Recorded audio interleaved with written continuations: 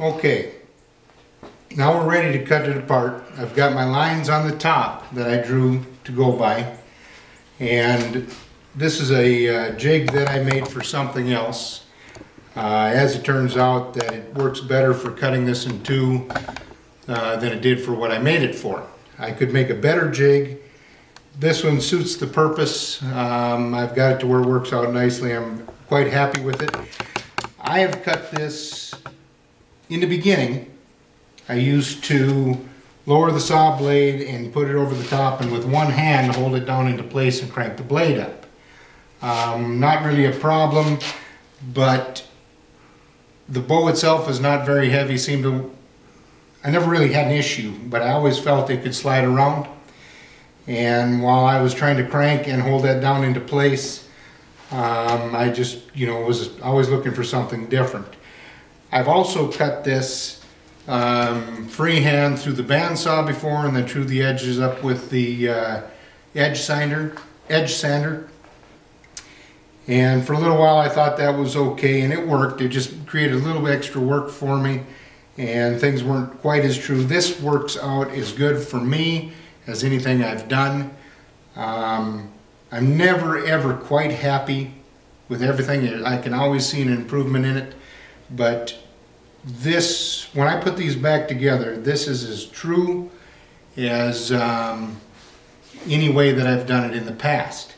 And again, the customer could never see any of these cuts when they're put together to know I can't see the cuts when the socket's finally done.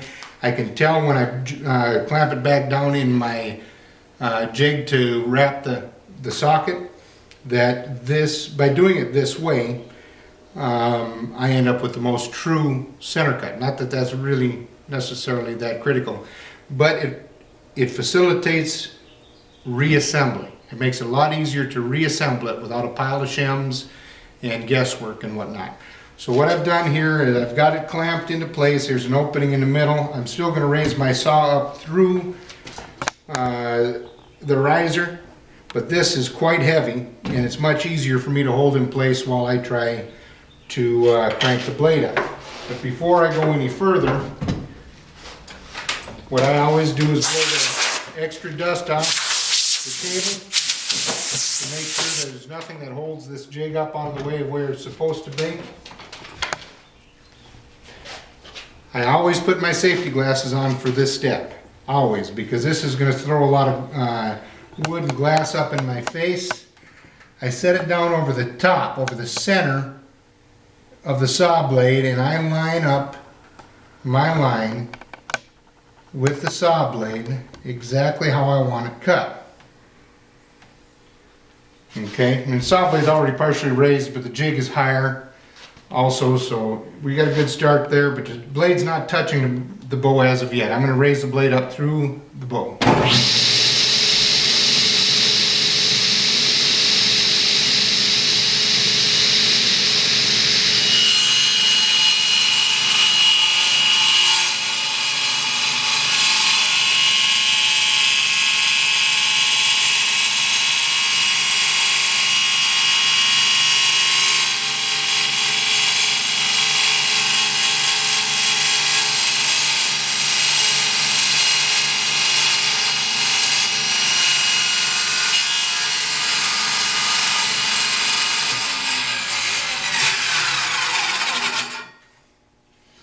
Okay, now it's cut. Take it out of my jig. It's burnt a little bit, not a big deal. A few saw marks again, no biggie. Put my jig back into my scrap pile over here. Not the cleanest shop in the world, but without my left-hand man Lakey, this place would probably look like a garbage dump. We're going to go on over to the vise, and we're going to true these up and glue a couple pieces of glass on here.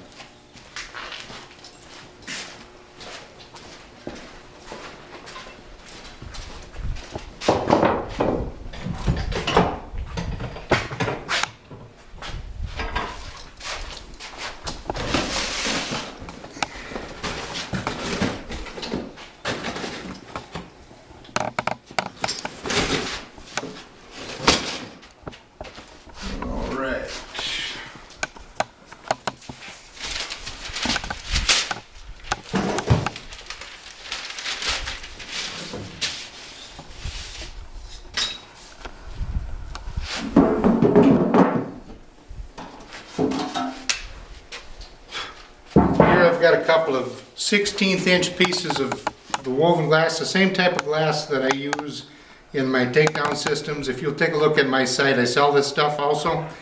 I really like it. It cuts super nicely, much better than phenolic does, and it's considerably stronger than phenolic.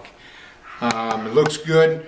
Once it's got a finish on it, it's just as black as anything else, as black as Gaboon. Works out great.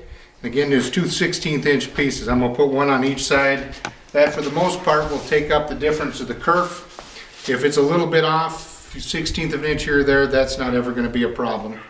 So I'm going to get these two pieces ready by wiping the glass down with acetone.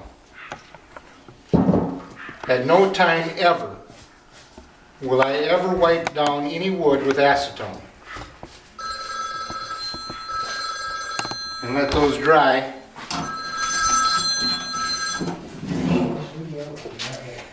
Anytime you wipe wood down with acetone, you're going to pull oils up towards the surface, and it will impede adhesion. So you don't want to put acetone on the wood. It's an old practice. They determined that, most of the time it's not going to cause you an issue or a problem, but it's just better off not putting any acetone on the wood. So what I'm going to do is take my file, and I'm just going to screw this up, laying it flat on top of the tenon.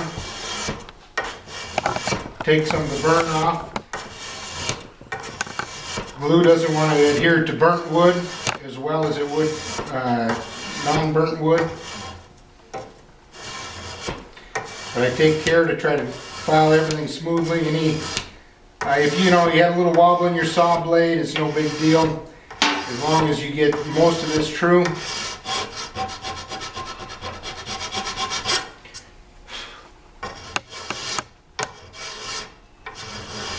As you glue the piece down, if there are any discrepancies in the level of it, as long as the majority of it's straight, the glass will sit down on the straight part and the glue will fill in the gaps.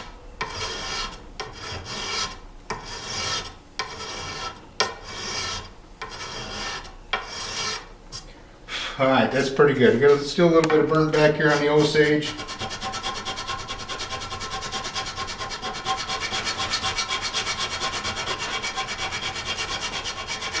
Not a real big deal. There's really not a whole lot of strength required in this particular bond. But what this does is protect the end grain and stuff like that. It also beautifies the wood. So now that I've got it straight, I'm going to take the corner of my file, and in the center parts of this wood, I'm going to score it up just a little bit to give a better surface for the glue to dry on. Here I'm using Boyer's CA thick glue. There's other companies out there sell the stuff, Quicket and stuff like that. This stuff works very well for me. I use a whole lot of it. And again, I sell this on my website. You put the clear glue down on there. I always use more than enough. Take my clean piece of fiberglass and press it down into place and hold it for a few seconds. Usually only takes a few seconds for that glue to bond enough to where you don't have to worry about the glass lifting. It could be stronger, with more time, but I really don't work on this right away. I'll let this sit here for a while, and then to cure. And we're in good shape right there. So that one will cure. I'll do the same thing to the other side. So I've got a piece of glass on both sides.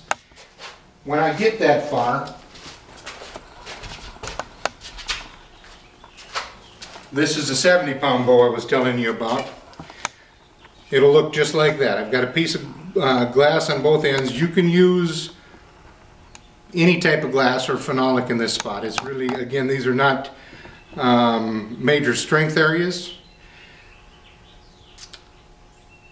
but you need to make sure you got them good and true, because in the beginning, I have had them pop off if I didn't take, care in getting down. Since, the very beginning, I really haven't had much of an issue. I was actually using a different type of glue and it didn't bond as well. But this bonds pretty well for me right now. Both of these are ready to grind. You can see that I've got my shoulders cut in just the way I stopped on the other one. A little bit deeper in the heel, and that's pretty close.